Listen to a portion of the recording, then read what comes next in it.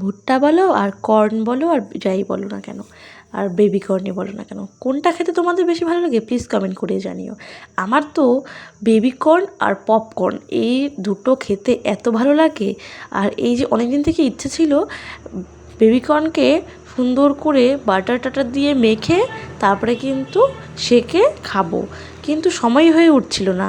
তারপরে দেখলাম আমার বাড়ির পাশেই একটা জমিতে হয়ে আছে অনেক ভুট্টা, তো সেইখানে দেখলাম কচি কচি এখনও হয়েছে, এখনও পুরোট হয়নি সম্পূর্ণটা ঠিকঠাকভাবে, তাই চুপ করে একটা ভুট্টা কিন্তু নিয়ে এসেছি। এটাকে আমরা ভুট্টাই বলি, তোমরা কে কী বলো প্লিজ কমেন্ট করে জানিও। এখন যেহেতু এটা কচি তাই এটাকে আমরা বেবিকর্ন বলি, আমরা না, আমি বেবিকর্ন বলি, তোমরা কে কী বলো সেটা কিন্তু কমেন্ট করে জানিও। তাই আমি কিন্তু এটাকে ভালো করে পরিষ্কার করে একটু বাটার মেখে তারপরে কিন্তু আগুনে সেঁকে নিচ্ছি। জানো তো অনেক দিন আগে খেয়েছিলাম এইভাবে, আবার খাচ্ছি অনেক দিন পরে। এখন তো সেভাবে আর বাইরে যাওয়া হয় না, আগে যেহেতু বাইরে টাইরে যেতাম তার জন্য কিন্তু এটা ওটা খাওয়া হতো, আর এখন বেবিকেই সামলাবো না বাইরেই যাব, তাই কিন্তু খাওয়া হয় না। তারপরে এটা ভালো করে সেঁকে এটাতে লবণ, লঙ্কা আর লেবু, আর আগে থেকেই তো বাটার দেওয়া ছিল, ভালো করে ঘষে তারপরে কিন্তু আমি এটাকে খাবো। এবার বাড়ির সবাইকে বললাম খাওয়ার কথা, সবাই বললো খাবে, তারপরে বাড়ির সবাইকে দিলাম। এইটা আগের দিন রাতে করে রেখেছিলাম, তারপরে কোনো ভিডিও শ্যুট করিনি, পরের দিন সকালবেলা আবার ভিডিও শ্যুট করছি। তোমরা সকলে কেমন আছো? আশা করছি সকলে ভালো আছো, আমিও খুব ভালো আছি। আর এইদিকে কিন্তু আমার মেয়ে সকাল সকাল উঠে গেছে। আমি যদি সকালে ঘুম থেকে উঠে যাই, ও যদি একবার টের পায় আমি উঠে গেছি, তাহলে ও আর বিছানাতে থাকবে না, আর যদি টের না পায় তাহলে কিন্তু থাকবে, অনেকটা সময় ঘুমায়। তারপরে ওকে ভালো করে খাইয়ে ফ্রেশ করে বিছানাতে বসিয়ে দিয়েছি। এখন যেহেতু বসতে পারে তাই কিন্তু সুন্দর করে ওকে বসিয়ে রেখে মোটামুটি কাজগুলো করা যায়, ঘরের যেসব কাজ থাকে। গলাতে না ও এত কাশছে, মনে হয় খুসখুস করে কামড়াচ্ছিল আর কাশি হচ্ছিল, যার কারণে একটা পাতলা জামাই ওর গলাতে হালকা করে বেঁধে দিয়েছিলাম, যাতে গলাটাতে ঠান্ডাটা না লাগে আর যাতে না কাশে। আগের দিন রাতে খুব জ্বালিয়েছিল, খুব কেসেছিল, তার জন্য আমি ঘুমাতে পারিনি ঠিকঠাক করে, ও ঘুমাতে পারিনি ঠিকঠাক করে। আর এই জানলাটা আমার মেয়ের কিন্তু খুব ফেভারিট, কারণ যত কিছুই না করি ওই মেয়েকে জানালার থেকে সরানোই যায় না, একটু পর পর ওই জানালাতে চলে যায়। ওই পাশ থেকে না আমাদের গরু ঘরে গরুগুলো দেখা যায়, তো তাই ওখান থেকে দেখতে খুব ভালোবাসে, তাই কিন্তু ওই জানালাতেই বারবার করে চলে যায়। ও এটা জানে না যে জানালাতে ব্যথা পেলেও কতটা কষ্ট পাবে। ওই দেখো যতবারই আমি টেনে টেনে আনছি ততবারই কিন্তু জানালাতে চলে যাচ্ছে, আর ওখানে গিয়ে ব্ল্যাঙ্কেটের উপরে ভর দিয়ে যে দাঁড়াতে পারে ও না, ওটা মজা পেয়ে গেছে, তাই একটু পরপর ওই দেখো একটু পরপর ওখানে যায়, আর মানে যেতে না পারলে টুক করে পড়ে যায়। এবার বিছানাতে না এই কাঁথাটা বিছিয়ে নিব, কেননা কাঁথাটা বিছিয়ে নিলে ও যদি বিছানাতে বাই চান্স টয়লেট করে দেয় তাহলে বিছানাটা আর ভিজবে না। আমার আবার বিছানাতে না প্লাস্টিক পেতে শুতে একদম বাজে লাগে, কারণ যখনই শুবো তখনই মচমচ করে প্লাস্টিকের আওয়াজ হবে, যার কারণে ভালো লাগে না, তাই কাঁথাটাই বিছিয়ে দিয়েছি।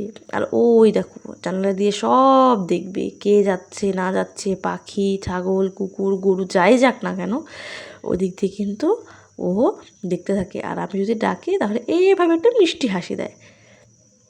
সকালে ওকে দুধ খাইয়েছিলাম, তো তোমাদের তো এর আগে একদিন বললামই, বা আগের ভিডিওতেই বুঝি বলেছি যে আমি ওকে দুদিন না কয়েকদিন হলো সকালে ভাত দিই। দুধ খাওয়ার পরে আমরা যখন 11টার দিকে ভাত খাই তখন কিন্তু ওকেও আমাদের সাথে সাথে একটু ভাত খাওয়াই।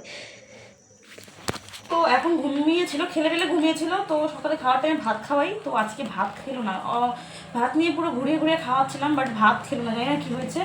তো এখন তেল মালিশ করাবো, স্নান করাবো দেখে তেল মালিশ করছিলাম, তো এখন দেখি কি যে বেস্টফিট করাতে করাতে ঘুমিয়ে পড়ছে, জানি না যে ঘুম হয়নি হয়তো বা, তো ভাবলাম যদি ঘুমিয়ে পড়ে তাই এখন আবার একটু সুজি বানাচ্ছি, স্নান করিয়ে সুজি খাইয়ে যদি ঘুমাবে, খেলবে। পেটের মধ্যে প্রচণ্ড খিদে আছে দেখলাম, কারণ সকালে খাওয়া দাওয়া করে ঘুমানোর আগে আমার পটিও করেছিল, যার কারণে ভেবেছিলাম হয়তো খিদে পেয়েছে, বাট খাচ্ছে না, তাই এখন আবার একটু সুজি বানাচ্ছি। তো সুজিতে নর্মালি সুজি দিয়ে মিষ্টি আছে, তাল মিষ্টি, বাচ্চাদের কখনো চিনি খাওয়ানো উচিত নয়, তাই এখানে তাল মিষ্টি নিয়ে এসেছি, তাল মিষ্টিটা খাওয়াবো।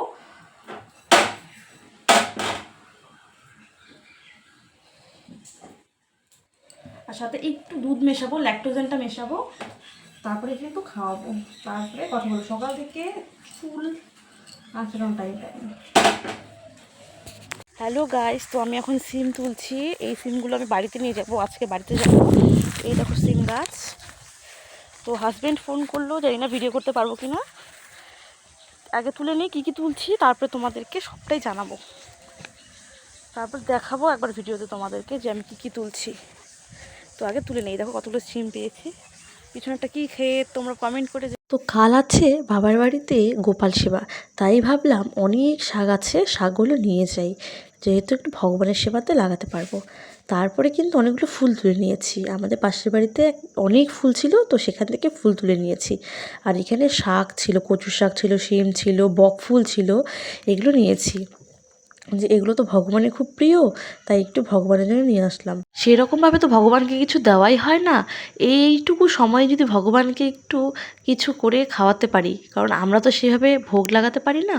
আর এই শাকগুলো নিয়ে গেলে সবাই কিন্তু ভোগ লাগিয়ে দেবে, তারপরে কিন্তু প্রসাদ পাবে ভগবান। তারপরে এদিকে ব্যাগ গুছিয়ে নিচ্ছি। এবার আমি একদম কম জামা কাপড় নেবো, কারণ প্রত্যেকবার এত জামা কাপড় নেই, আমার জামা কাপড় লাগে না, তারপরে নষ্ট হয়, ফালতু আমার ব্যাগ বয়ে নিয়ে যেতে হয়, নিয়ে আসতে হয়। তাই কিন্তু এবার অল্প জামা কাপড় নিচ্ছি। আর এই জামাটা মেয়েকে পরাবো, আর এই বাসনগুলো একটা প্যাকেটে ঢোকাবো, তাও কিন্তু আমার তিনটে ব্যাগ হয়ে গেছে। আর এদিকে এসে দেখি মা সব সবজিগুলোকে পাকার মধ্যে ঢেলে রেখেছে, কারণ কাল রাত পেরোলেই কিন্তু কাল আছে মহাপ্রভুর ভোগ বা গোপাল সেবা চাই বলো। এখানে কচু শাক আছে দেখো, এই গাছের কলা, আমাদের বাড়ির গাছের কলা, মানে বাবার বাড়ির গাছের কলা। আমি নিয়ে এসেছি লাউ শাক, আর এগুলো কিন্তু সব বাবা সবজি আগে থেকেই কিনে রেখেছিল।